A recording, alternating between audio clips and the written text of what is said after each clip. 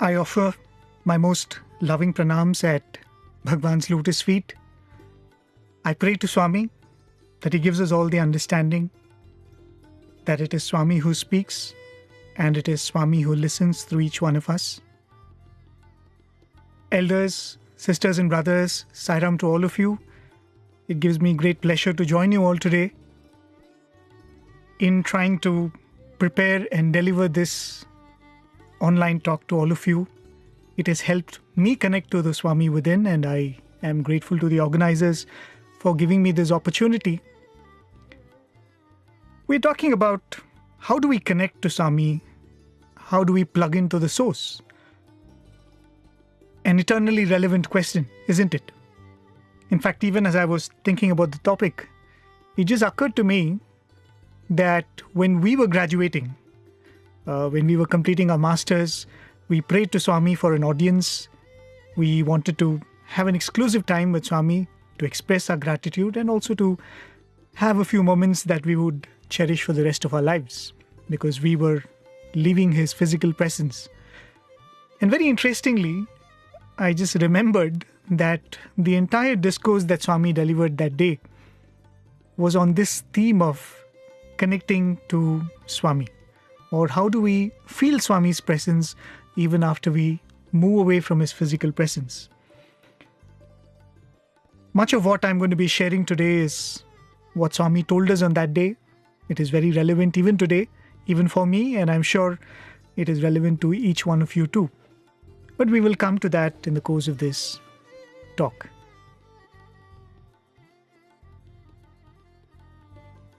I'm sure most of you would be aware of this classic story from the Srimad Bhagavatam, probably one of the most popular ones, the story of Gajendra Moksham.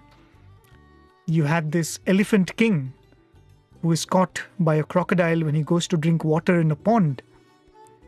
And then he calls out to the Lord, and the Lord comes running. I'm cutting short the whole story and just giving you the gist with the belief that most of you are familiar with the story. But the description of how the Lord responds to this call is very interesting and very beautifully captured by various poets and writers of the Bhagavatam. They say how Lord Vishnu gets up from his seat. He's playing a game of chess with Mother Lakshmi. But he gets up and he runs. He forgets to take his upper cloth. He forgets to take his weapon because he's going to protect a devotee. He might need that. He even forgets to call for Garuda, his vehicle. And that's how he rushes to protect Gajendra. Whenever you listen to the story, at least whenever I listen to the story, I wonder, how do you call Swami this way? How do you call him in such a way that he's ready to drop everything and come running to you? There is a beautiful Chinna Katha that Swami narrates in reference to this Gajendra Moksham episode. There was a king. In his court, a Bhagavata, one who gives discourses on the Bhagavatam, was giving a recital, and he was talking about this very episode of Gajendra Moksham. And listening to his narration, the king had a doubt. The king very humbly stopped the Bhagavata and asked him, I have a doubt. Will you be kind enough to answer this? Clear this doubt for me. And the king asked,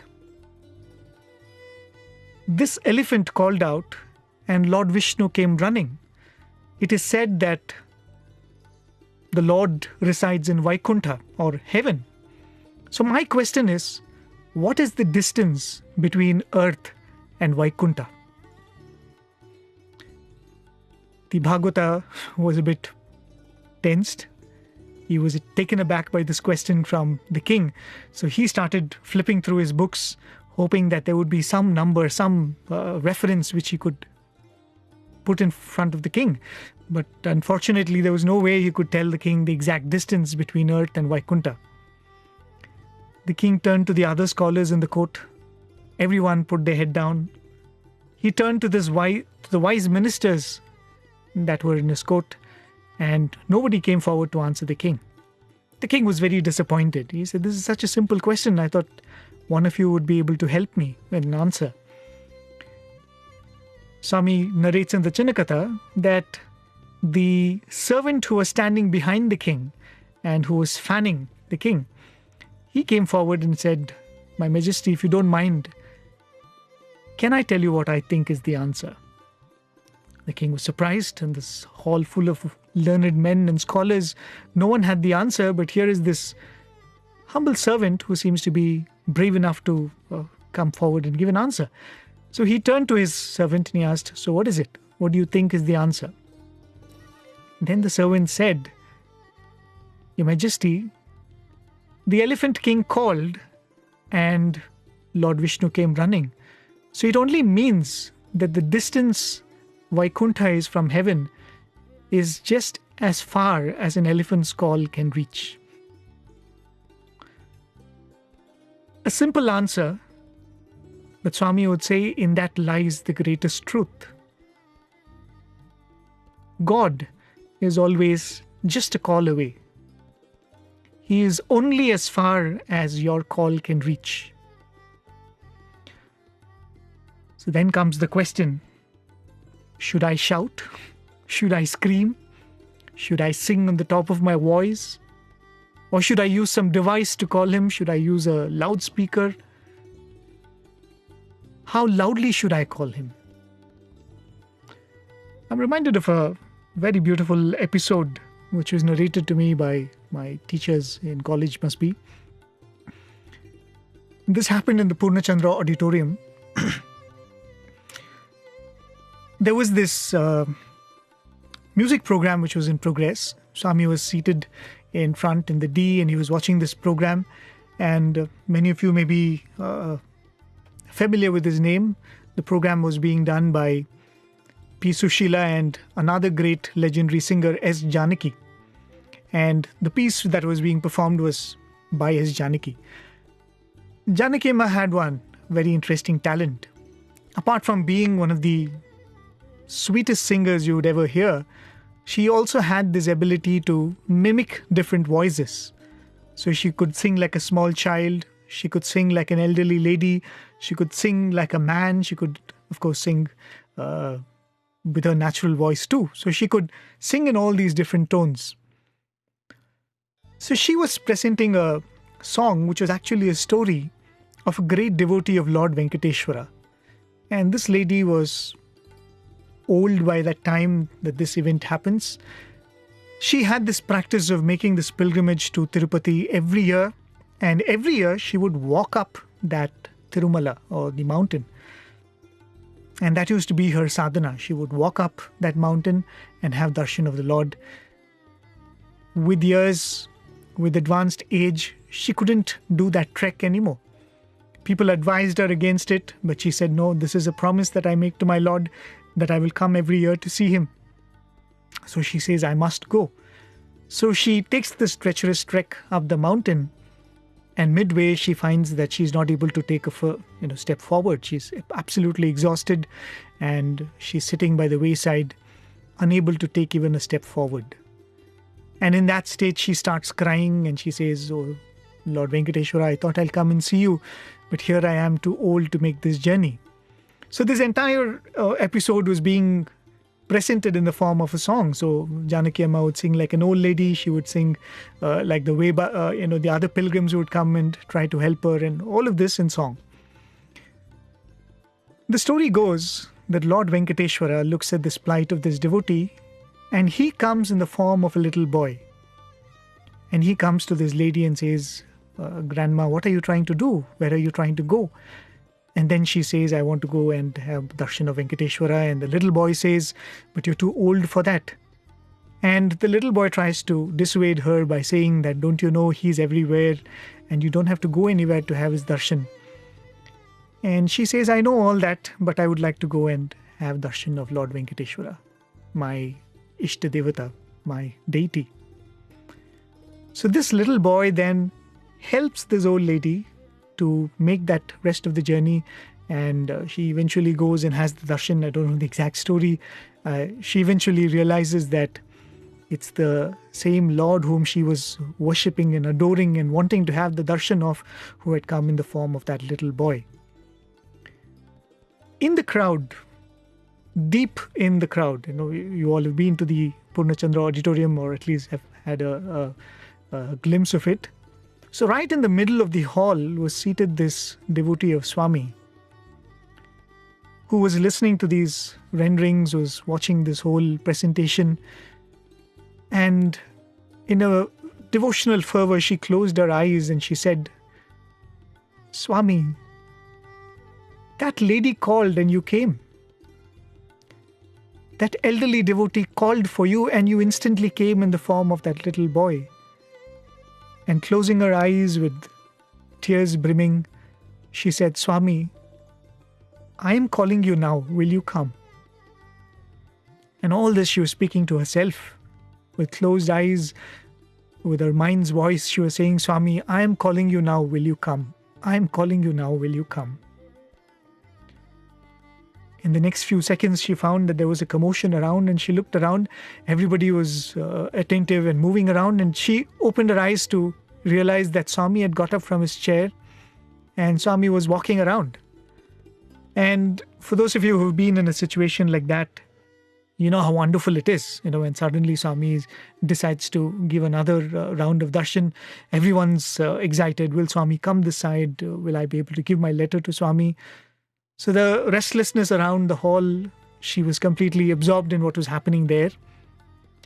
And even as she was seeing, Swami parted the crowd and walked straight to where she was seated. And in all this excitement and commotion, she probably had lost the context of what was happening, why Swami was doing this. And Swami came straight, stood where she was seated, looked at her, and very simply, Swami said, "You called. You called, and I've come." How far is he? How distant is he? Do we need to shout? Do we need to scream? Do we need to go somewhere? He is as close as your mind's voice can reach, isn't it? But then there is a way in which probably he has to be called. How do we call him in such a way that he drops everything and comes running? How do we call him in such a way that he stops a drama and he comes to attend to you? As devotees, we all would be most happy to be equipped with that ability, right? I called and he came. What is it that we are missing out? Or what is it that we're still in the process of learning? I wouldn't say we have failed, but we are still picking the art. What is it that we need to learn? Going back to that interview I was talking to you about in the beginning, where Swami was talking to all of us before we were graduating. Swami showed the letter in his hand. He had collected a few letters before he came and sat there. And Swami showed us one of the letters. And Swami said, "Even this paper is God." No, we were just kind of showing that and said, "Even this paper is God. But you don't realize it. And because you don't realize it, you treat it like a paper." Similarly, everything in the world, everything around you is God, is Swami. But because you don't have that bhavam, you don't have that feeling that He is everywhere and He is everything, your experience is different. Swami then went on to say that if you are able to immerse yourself in this thought, that He is here, He is everywhere, He is everything, that will eventually become your experience. And there is no doubt about it. And Swami himself said, "But you might ask me, how long will it take to reach that state?" Swami said, everything takes time. Even a small child takes 9 months to be born. And having been born, it takes years to start walking, few more years to start speaking, and many more years before he or she becomes useful to the society, isn't it? Everything takes time, and even this will take time. But if we are able to immerse ourselves in that thought that He is not far, He is near, He is not elsewhere, He is right with me, everything around me is Swami. That experience is only waiting to happen. Having said that, I think that's an experience which will eventually come. I'm not saying that that should be our goal right now. I should have that experience tomorrow. That is the larger experience that we're all working towards, and I'm sure at some point it will come. Talking about connecting with Swami, why do we really want to connect with Swami? When we talk about plugging to the source, connecting to Swami and having a heart-to-heart connection with Him, name it however you want, why do we aspire to connect with Swami? And when we say connect, what are we connecting? Is it the physical connection? It is said that sparshanam papa vimochanam, if I'm right. Yes, touching Swami physically, when we have the opportunity to have His Pad Namaskar, to hold His hand, to touch the hem of His robe, it meant a lot. But is that the kind of connect we are talking about? Connecting physically with Swami? In that interview that Swami gave us, Swami made a very beautiful point. We were a class of about 100 odd students. So you could imagine we filled the bhajan hall that day, and probably 3 or 4 of us had the opportunity to sit around Swami's feet, who also grabbed the opportunity to perform Padaseva for Swami. So Swami looked at those boys and Swami said, see these boys now, they are pressing Swami's feet and they are feeling very happy about this opportunity, right? Who wouldn't be? Swami said they are having a lot of ananda because they're able to press Swami's feet. But imagine if they had to do this for somebody else, some other old person or someone to whom you have to offer this service.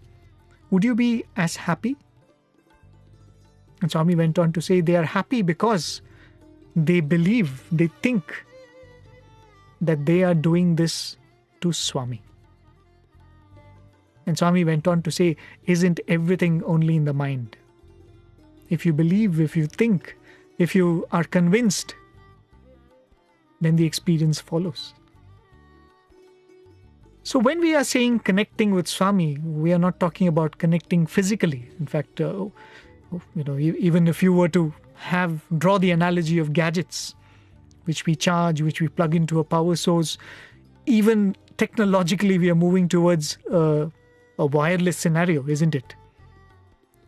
We are even talking about over-the-air wireless charging, not even contact wireless charging. So even technologically, we're moving to a state where there is no physical connect or physical plugging in. So what is that connecting that we're talking about? What do we have to connect with Swami? Isn't it just the mind? Isn't this mind that needs to be connected with Swami? Because it is with this mind that we are constantly doing all our activities. It is this mind that we are taking it into the world for our everyday activity. It is the mind that loses peace of mind. It's the mind that loses it, isn't it? It's the mind that struggles to make decisions. It's the mind that gets clouded. So all the time when we talk about connecting to Swami, we are talking about connecting the mind to Swami and benefiting out of that connection in the everyday activities that we carry out. When I was doing this program on radio called Answering Booth, if some of you are regular listeners of Radio Sai, you might know I did get a good number of questions from Australia too, from listeners in Australia. So when I was doing this program, I got a very interesting question. I'm not too sure of the age of the boy, maybe 10-year-old or 11-year-old Balvika's child, who asked me this very beautiful and pertinent question. And even as I was answering him, I said that I thank him for asking this question, because as much as he needed the answer, so did I. And the question that he asked was very simple. When I was telling you, Swami said you should immerse your mind in Swami. You should immerse your mind in thoughts of Swami. This boy asked me this question. My teacher tells me that I should give my mind to Swami. How do I give my mind to Swami? What should I do to give my mind to Swami? When we talk about connecting our mind to Swami, when we talk about charging our mind with Swami, how do you give your mind to Swami? So the next few points that I'm going to make are the points that I made as an answer or in reply to that question, this beautiful question that this young boy had asked me. Swami would often say the mind is a bundle of thoughts, right? That's probably the most accurate description of the mind that you can come up with. It is a bundle of thoughts. So if you were to ask this question of how do I give this mind to Swami, the simplest answer that you can come up with is as many thoughts in a day are of Swami, that much you've given your mind to Swami, isn't it?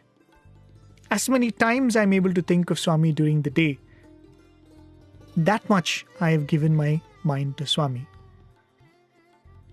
When we were children, when we were growing up in an Indian city, I would often see my parents and elders do this, that when we are traveling by bus or when you're traveling by car, whenever there would be a temple, and being secular, it doesn't matter whether it's a temple or a mosque or a church, any place of worship, whenever you cross that, we had this habit, or I would see them do this, either just a silent namaskar or something like that. I don't know what that even means. So I would observe my elders do that, and as a child I wanted to do it myself too, but I also wanted to resolve in my mind, why do we do that? And if you've been to any of the South Indian cities like Bangalore, Hyderabad, Chennai, you'll know that every corner would have a temple. If not a proper temple, there would be an enclosure in the wall and there will be a Ganesha idol there, or there would be a lingam there, right? So when you drive from one place to the other, you're constantly looking at these temples and you're offering your pranams. And the thought that it came to me, and because of which I think I also embraced that habit, is it's as simple as this. As many times as you're able to think of God in a day, it is good. As many thoughts in your mind can be replaced by thoughts of God, that much you benefit. Because as Swami would say, the mind is a monkey mind. It's in this thought at this moment, and next moment it's in some other thought. But the mind also has a limitation which you can make good use of, and that limitation is it can think only one thought at one moment. So if this one moment I'm able to think of Swami, there is no way I can go back to this moment and replace that thought of Swami. That moment has been fulfilled by me thinking of Swami. I have perfected that one moment because at that one moment my thoughts were on Swami. So one of the first things that we can do is as many times in a day can we think of Swami. And one of the best techniques for that is make thinking of Swami a habit. Attach this idea of recalling Swami with every activity that you do. As Swami would say, when you wake up, you pray. I was going through a discourse yesterday where Swami said, when you're having bath, chant the Gayatri mantra. It is like doing Abhishekam. Just before you eat your food, you say Brahmarpanam. You finish your food, thank Swami for the food. Before you go to sleep, pray to Swami. And every temple and every gopuram that you see, take it as a moment to remember Swami. So you make remembering Swami or connecting with Swami as a habit by constantly attaching it to different activities that you do. And that's one of the things that Swami taught us in the hostel, right? You wake up and there's a prayer. You go to the dining hall, there's a prayer. We have you have a match in the ground. We start with a prayer. We have a meeting. We start with a prayer. Then before we go to bed, we have a night prayer. So the best way, because you're going to have a life that is filled with the activity, and many times the activities are routine. So attach thinking of Swami to your routine. Make thinking of Swami a habit. In fact, interestingly, when we were talking to some of the old devotees who came to Swami in the 40s and 50s, they would say that the initial years in Prasanthi Nilayam, before the Prasanthi Nilayam was even built, when they were all living in Pathamandir, there was no darshan time, there was no interviews, there were no prayer sessions, there were no bhajan times, because they were with Swami the whole day. They would wake up with Swami, they would dine with Swami, they would go to bed with Swami. They would spend the entire day with Swami, and the 3 months or 1 month they would spend in Puttaparthi was filled with Swami, right? So there was no routine in the ashram. And many sadhakas who came at that time were a bit disappointed that this place did not have the rigor of an ashram. But then Swami said, you don't need it, because the idea behind any of these things is to connect with God, and here I am, available to you every day, every moment of every day. And interestingly, all of these disciplines that we talk about, Omkaram, Suprabhatam, bhajans, and night prayers, even in the ashram, all of these disciplines came when Swami started traveling, and when there were devotees who would stay back in the ashram. Interestingly, Swami gave us these disciplines, these periodic prayers, so that we can stay focused on Swami, connected with Swami in the absence of that physical form. Living in that physical presence, you did not need any of these tools. Because as Swami said, in your mind, you have the idea that I am staying with Swami, I am with Swami. But when the mind is not convinced of that, I am not able to look at this camera I'm looking at and say that it is Swami. I'm not able to look at this setup here and say this table is Swami, that system is Swami. Because I am not in that frame of mind still. I need this tool of discipline. And that is why this periodically finding ways of connecting with Swami becomes very, very important, right? In fact, talking of gadgets, in fact, many of these tech reviewers will tell you that even when it comes to charging a mobile phone, a smartphone, or a smart device, it is always better to follow a pattern. Instead of charging it whenever you need it or whenever it runs out of charge, they would say that follow a set pattern. Either put it for charge every night or put it for charge for 1 hour every morning, and follow the same pattern, and that'll save your battery. I think same is the case with the mind too. If you discipline the mind will automatically think of Swami, and these will all become trigger points that allows you to think of Swami. That brings me to the second point, and that point is, you don't want thinking of Swami to become a routine also, right? You want it to become a routine, but you don't want it to become a dry routine that does not involve your feeling, isn't it? When you think of Swami, you want to think of him with love, and you want to feel connected to Swami, right? And that is where occasions like what we are involved in right now comes into play. When we are able to come together in satsang, when you're able to interact and spend time with people who are like-minded, with whom when you sit, you're able to think of Swami, when you're able to connect with Swami. Satsangs, bhajans. In fact, talking about bhajans being a means by which you're able to reconnect with Swami. The first devotees who came to Swami in the 40s, when they went back to their homes, the devotees from Bangalore, they were desperate to recreate that moment that they spent in Swami's presence. That magical few weeks that they had in Swami's presence, they wanted to go back to that. Not physically, they had to wait for a few months before they were able to physically be back with Swami. But they wanted to do it in their own place, in their own lives. And that is how they started this tradition of Thursday bhajans, which eventually became Samiti bhajans, Center bhajans, Akhanda bhajan, once a year, and Shivratri bhajans. It all started with this desire of how do I keep this flame of love in my heart glowing. So one, make thinking of Swami a routine. attach it to your habits that you already have. And the second point is, whenever possible, be in the midst of those who are able to love and connect with Swami the same way you do.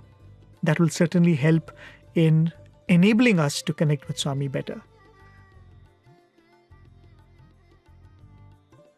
The third point that I would like to make, that I gave in that answer, is apart from these things, it is also very important to find at least 5 minutes in a day, be it in the morning, be it before you go to sleep, or be it during your transit to work. At least 5 minutes when you're able to be alone with Swami. When you're able to converse with Swami, when you're able to talk to him and say that, Swami, this is what's happening in my life, and this is the unpleasant thing that happened, or I'm scared about this, I would like to make myself better in this. Or, Swami, a wonderful thing happened today, I want to share it with you. Or, Swami, I want to thank you because such a beautiful thing happened to me. Just 5 minutes in a day, if we are able to sit with Swami all by ourselves and open our hearts and make Swami the dearest friend with whom we can share and express everything that runs in our mind. That's a very, very important thing that we need to do. And this could you could close yourself from everybody else and sit in your puja room and do it. Or it could be even in a gathering where that is a time you close yourself and you think of Swami. And for many of us, this used to be something that we would do sitting in mandir. There would be hundreds of people around, but closing your eyes, sit in solitude. And internally we would be conversing with Swami. We would tell him that, Swami, oh, this is what happened in the college today. This is what I did, and I'm really sorry about this. There was this interview which Swami had given to some students, and many times when Swami gives this opportunity, Swami would say, if you have any questions, you can ask me. So one of the students asked this question to Swami, and he said, Swami, we follow all of these disciplines in the hostel. The toughest discipline is waking up early in the morning, Suprabhatam at 5 o'clock. And if you're not accustomed to that habit, to wake up early in the morning and sit in a dim lit hall in the cold winter of Vrindavan, it is very, very difficult to stay awake and think of Swami and chant Suprabhatam. And I know how difficult that is, having experienced that. So this student was saying, Swami, it's very difficult this morning Suprabhatam. Why is it important to do this morning Suprabhatam? Swami gave an answer which was, should I say it was humorous, it was bang on, should I say it was playful? Swami looked at this boy and asked him, he said, when you wake up in the morning, do you have the habit of clearing your bowels? Do you answer nature's call every morning? This boy must have been a bit embarrassed, and he said, yes, Swami, and that's part of the morning routine. And then Swami went on to say, when you clear your stomach in the morning, the rest of the day you feel light and your day goes well, isn't it? Just like how your body needs that cleansing, that purging, in the same way, the mind too needs that cleansing before it starts the day's work. What an analogy to give, but as I said, it is spot on, isn't it? Swami does not mind equating praying to Swami to clearing your stomach, as long as it gives you the right input, isn't it? But what a very important and beautiful point that Swami is giving, that 5 minutes that we are able to give Swami. It would be, of course, best if it is in the early morning hours. If you're able to give that 5 minutes to Swami, the impact it would have on the 24 hours of the day is something that can be experienced by each one of us. And some of you who are already practicing it can vouch for it. Just that 5 minutes of opening ourselves to Swami. And when we say opening ourselves to Swami, that brings me to the next point, the fourth point, and that is What do you open to Swami?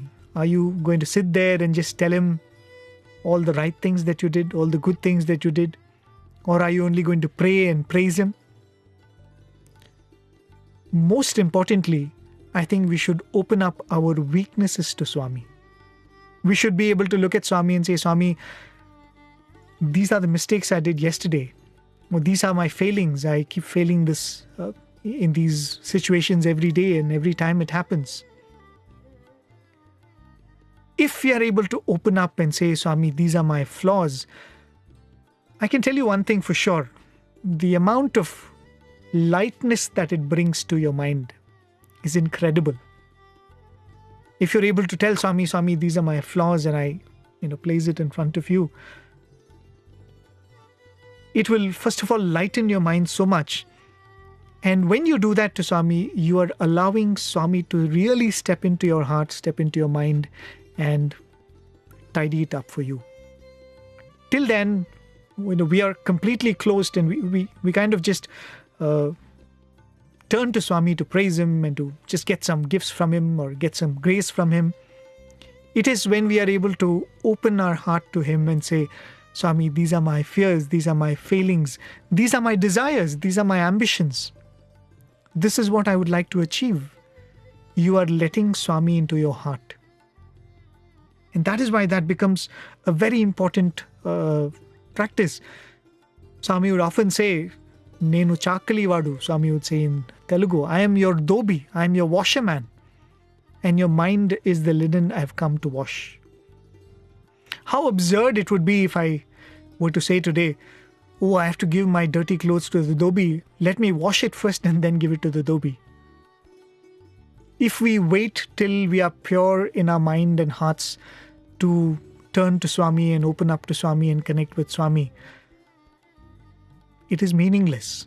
We are opening up to Swami and trying to connect to Swami so that our minds are purified, so that the washerman can wash our dirty linen, isn't it? So the fourth point is, when you're having this conversation with Swami, 5 minutes, 10 minutes, 15 minutes, open up your heart, your failings, your worries, your shortcomings. Make him a partner in your journey to correct all these things. The fifth point that I would like to make is, we talked about the mind as a tool for thinking, right? The more we think of Swami, the more we have given our mind to Swami.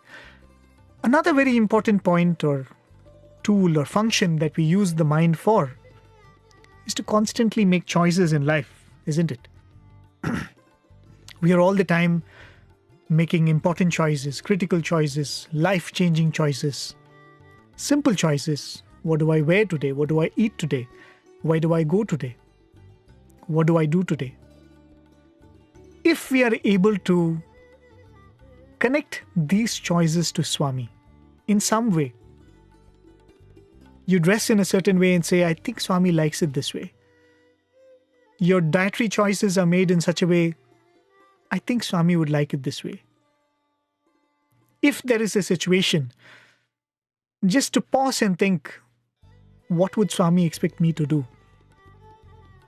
You're faced with a choice. You're faced with a situation where you're supposed to speak up. You're faced with a situation where you're supposed to deal with a problem. Just to pause before a choice and ask this question, what would Swami want me to do? What you do after that, that's a different topic altogether. I'm not getting into that. But since we constantly make choices with this mind, as many choices as we can, if we can attach it to Swami in our own way. You might be wrong when you think that Swami doesn't like me to eat this. You might be completely wrong when you make a choice thinking that this is what Swami would want me to. But as I said, that's a different story altogether. But the very fact that before making a choice, that you paused and you asked, would Swami like me to do this? I think you have taken the first step in trying to connect with Swami. The final point that I want to talk about connecting with Swami is, we do not use the mind only to think. we do not use the mind only to make decisions. We also use the mind to act. All our actions are driven or arise in the mind as thoughts. And in our mind, we have this distinction that this work is my personal work, this work is official work, and similarly, we have this idea that this work is Swami's work. The more you indulge in the work that you believe is Swami's work, the more you are mentally connecting with Swami. Eventually, in the larger picture, the way Swami wants us to look at things, there is nothing like my work and Swami's work. Everything is Swami's work.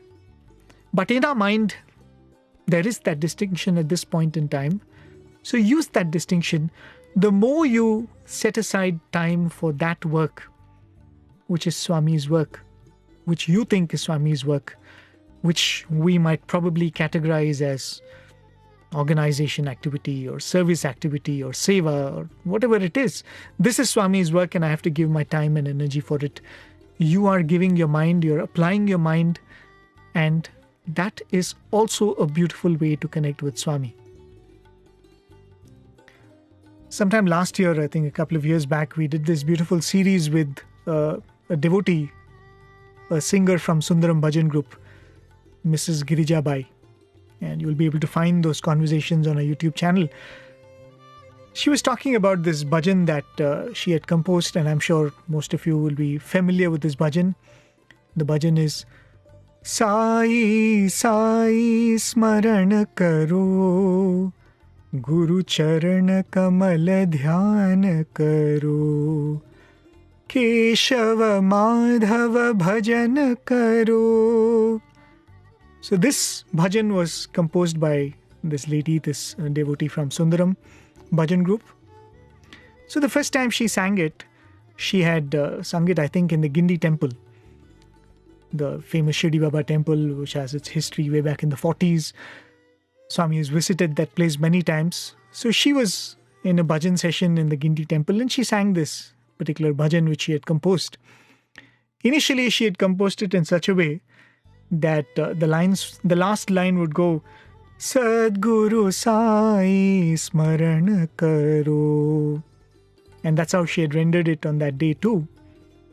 That night, Swami comes in a dream and Swami tells her, hey, that bhajan that you sang, the last line lo, Seva Karo Ani Pettu. Swami said in the last line, don't end with Smarana Karo. Swami said, Seva Karo. Make it Sadguru Sai Seva Karo. And this is how Swami modified that song. And when I was just listening to that episode, it just struck me that whatever I've been trying to convey to you in the past half an hour, 45 minutes or so, was precisely what Swami had conveyed in that single bhajan by just making that small tweak in the last line. Think of it. The first line is Smarana Karo. Sai Sai Smarana Karo. That is what I was telling you about different ways by which you can have as many thoughts of Swami as possible. As you go through your day, as Swami would say, Anusmarana, Namasmarana. If you're sitting waiting in the, waiting for a doctor's appointment, you can think of him. If you're standing in a line waiting for your coffee, you can think of him. If you're commuting, you can think of him. As many times as possible, think of him by Namasmarana or by reciting something or chanting something. Smarana Karo is the first line. The first way by which you can think of, which you can connect with Swami is by thinking of Swami in these various ways. The next line is Dhyana Karo. Guru Charan Kamal Dhyana Karo. Dhyana is something that you do in solitude. Dhyana is something that you don't do in a congregation. You do it alone, isn't it? That covers what I was telling you about conversing with Swami, about having an exclusive time with Swami that could be just 5 minutes or 10 minutes in a day. A day where you're not disturbed by anybody else or anything else. You're completely given it one-pointedly to Swami. The next way to connect with Swami is Dhyana Karo. The third line of that bhajan is Keshava Madhava Bhajan Karo. The word bhajan, of course we use it for singing, devotional singing, but the word bhajati actually means to love, to adore. So bhajan means singing in adoration, in love. So bhajan karo, you can actually make it a little, you can expand the context of that and say, to do everything that will enable you to love him more. Speak about him. Listen to somebody speaking about him. Come together and sing his praises. Sing, immerse yourself in music that will make you fall in love with him. So the third way in which you can connect to Swami is Keshava Madhava Bhajan Karo. And the only thing that was missing, which Swami corrected in that bhajan, was there was no mention of doing Swami's work. And Swami said, Sadguru Sai Seva Karo. The other way of connecting to Swami is do that activity which you think, which your mind believes is Swami's work. Till a point where that distinction goes away. But right now we believe that going to the Samiti and putting up the garland on Swami's photo is Swami's work. Right now we believe going and giving blood in a blood camp, donation camp is Swami's work. We believe going and serving food to the homeless is Swami's work. Do that, it's all right. Any work that your mind thinks is Swami's work, if you do, your mind is connecting with Swami. How beautifully Swami has captured the whole thing in a manner which I am trying to convey in so many minutes. So those are the 6 or 7 points, I think 6 points I have covered, ways by which you can connect with Swami, and I am sure that whatever I've said, there is absolutely nothing new in it, because there is nothing new. The means of connecting to Swami are eternal. The only thing that is left is practice, right? But before I conclude, I probably will just take a couple of minutes more. All of what we spoke of till now is about connecting with Swami, plugging into Swami, recharging our mind, rejuvenating our mind, so that we can go into the world and perform our activities in the world, so that I can make better decisions, so that my mind is clear and unclouded. I can speak the way I'm supposed to, not get carried away by the moment. All of this is meant so that I can go out and do well in my profession, in my family life, in my college life, in my school life. But this is only one stage of a spiritual aspirant's journey. As devotees, slowly and surely we should move to the second stage, where connecting to Swami is not the means and the world and performing well in it is not the ends, but connecting to Swami is the ends. Connecting and being connected with Swami, as Swami said, to be immersed in that idea that Swami is with me, is the end. And everything in the world is only a means. Sorrow for me should become a means to connect with Swami. Happiness for me should become a means to connect with Swami. My daily routine should become a means to connect to Swami. Whatever work I do, I could be a lawyer, I could be a doctor, I could be a homemaker. All of these activities are nothing but a means for me to connect with Swami. That is the next stage we all must graduate to, where we are not trying to connect with Swami to perform well in the world, but we are trying to use every tool in the world so that we are able to connect better with Swami. There was this student who was graduating, I think he'd graduated, and Swami had given him an opportunity to become a lecturer in Swami's college. So Swami had called him for an interview along with the 3 others who were joining the college. At that point, again, Swami opened up for any questions, and this boy asked Swami this question. He said, Swami, how do I sanctify my life? You have given me this opportunity to do Swami's work, to be in Prasanthi Nilayam, to stay connected with Swami, unlike the many other students who had to leave. How do I sanctify my life? And this boy says, Swami paused for a moment. Swami looked at him and Swami said, you do not have the bhakti of Hanuman to please me. You do not have the commitment of Radha to love me. And then Swami went on giving a few examples like this, saying that you do not possess all of these great virtues of these great devotees. Then Swami said, you don't need to do any of that. Don't worry about all of that. Get up in the morning, pray to Swami before you go for work, prepare diligently, sincerely for your class, deliver your lectures, take good care of your children who are good care of the students who are entrusted to you, clear their doubts, sincerely work whatever has been given to you.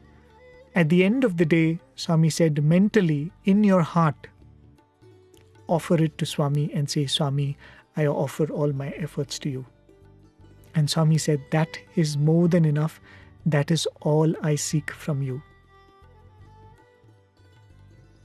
Every role that we play in this world, every duty that we perform is an opportunity for us to use to connect with Swami. To reach that ultimate state where Swami says that you don't think that Swami is here and not here. Swami is not responding or Swami cannot be reached. Everything around you is a tool for us to reach that state where we are constantly connected with Swami. I would like to conclude by reading out a few lines. A prayer. We all would love to have a prayer that helps us connect with Swami. But here is a prayer that is written by none other than Swami himself. And interestingly, this is a prayer that Swami wrote to Professor Kasturi during Swami's birthday celebrations in the year 1962. And this prayer, the essence of it is the feelings of a devotee who is waiting to make that connection with Swami. And imagine Swami is writing this as a prayer to Professor Kasturi and saying, recite this prayer, who is Swami's neighbor in Prasanthi Nilayam, who probably is more close than anybody else physically to Swami. Even to him, this prayer was relevant. Even to you and me, this prayer is relevant. So I would like to conclude by reading these lines. I think the prayer was originally written in Telugu, which Professor Kasturi beautifully has translated into English. And this is what Swami had written as a prayer in that letter. Hoping you will guide me this day or the day after, I await your call from day to day. Hoping you will give darshan, but afraid you may not, I am all alert from hour to hour. Hoping you will come to me straight this very instant, I am watching and praying ever anon. Hoping you'll smile at me at last, though not at first, I am longingly gazing with thirsty eyes. I shall stand and stay in deep distress until my day of bliss does dawn. I am yours, your own, though exiled afar. Dear Father mine, do heal your child. I take this opportunity to express my deep sense of gratitude to Swami, who knows that more than anybody else, people like me need this opportunity to be able to connect to Swami again and again. And every time he gives us an opportunity to connect with devotees, he is giving us the greatest opportunity to connect with him. I can't thank him enough and I can't express my gratitude enough for that. I take this opportunity to express my gratitude to each one of you for your beautiful company this evening. And I most humbly offer this at Swami's lotus feet. Thank you. Take care. Keep safe. Jai Sai Ram.